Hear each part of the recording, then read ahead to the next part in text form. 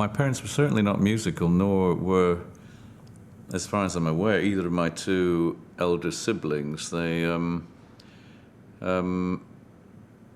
like me, probably grew up in a household that was conspicuously without any real music. But we did have a gramophone, not quite a wind-up one, but the next generation on, from kind of the 40s. And it played 78 RPM records. And my father had a not huge, but a meaningful collection of mostly American big band jazz, and it was all that wartime era stuff. So it was quite. It was jazz, but it was very American in a way that was a little bit kind of, I suppose, informed by that wartime era. It was Glenn Miller. It was quite nationalistic. It was quite. It wasn't quite like going into Iraq, but it was fairly gung-ho stuff. And I mean, one piece that I actually play and make a quote from it in the concert that we do at the moment, in a piece by Leonard Bernstein, his piece America from West Side Story, and I play a little bit of a piece called American Patrol, which was one of those big band jazz wartime era tunes that I heard as a child.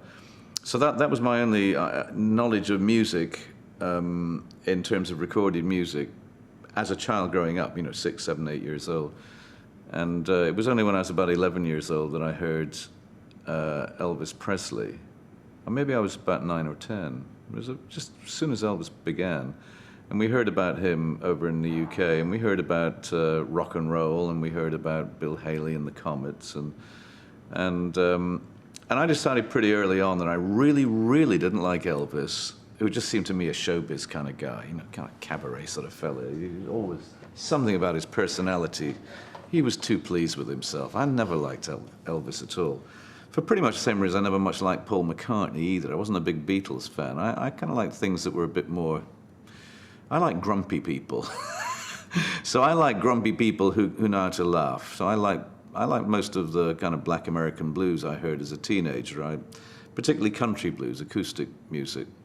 And when I was at school, as a schoolboy, I was involved to a very small extent in Scottish folk music and church music when I was preteen. And then by the time I discovered blues and rock and roll, it was, as a young teenager, and I started to play music when I was about 15 or 16. I was beginning to play some fairly primitive guitar and beginning to take the first tentative steps into trying to write some songs or music.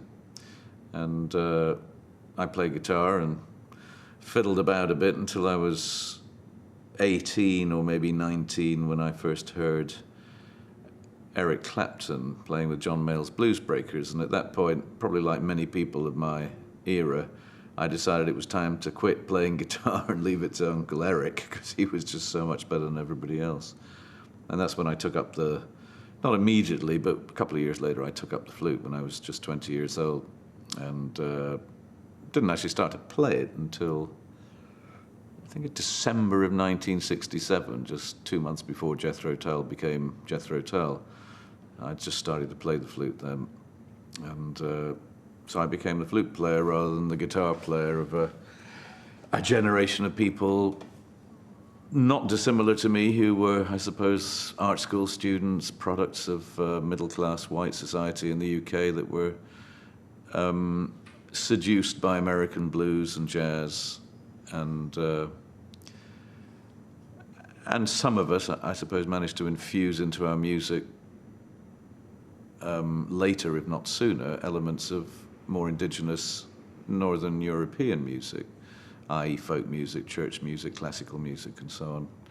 So the blues was a good stepping stone to getting involved, but when it came to trying to go a little further into music and explore its not quite endless boundaries, but it seems that way when you're in your early 20s, then I really wanted to look outside the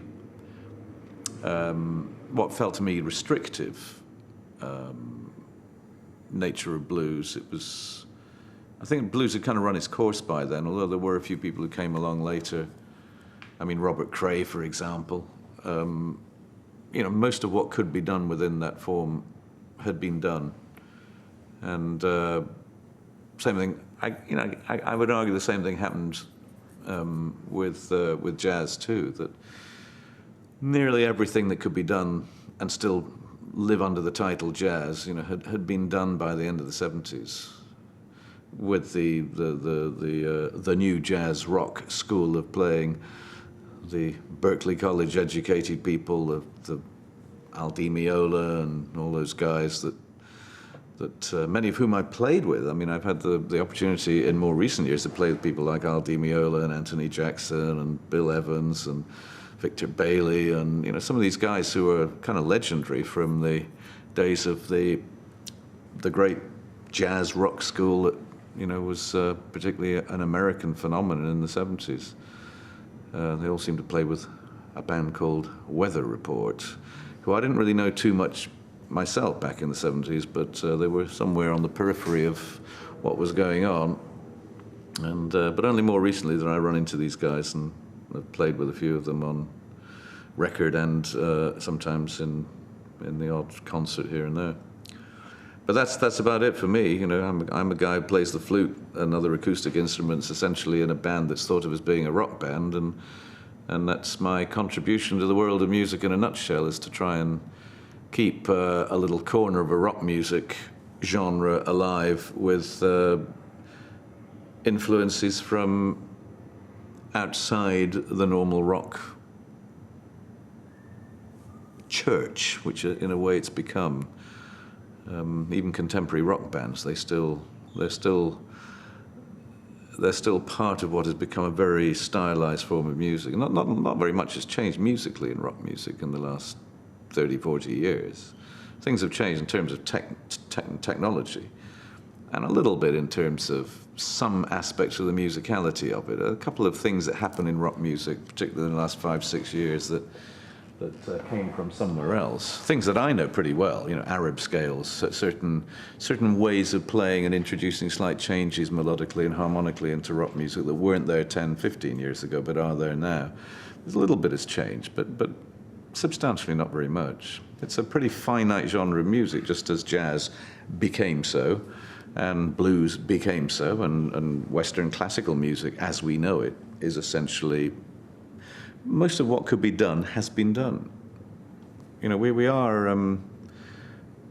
kind of running out of new ideas, I would say, in music and in most forms of what is considered art. You know, I think nothing wrong with going back and reinventing the wheel, but that's pretty much the best that a young act can do these days in pop and rock music. They reinvent the wheel. Good luck to them.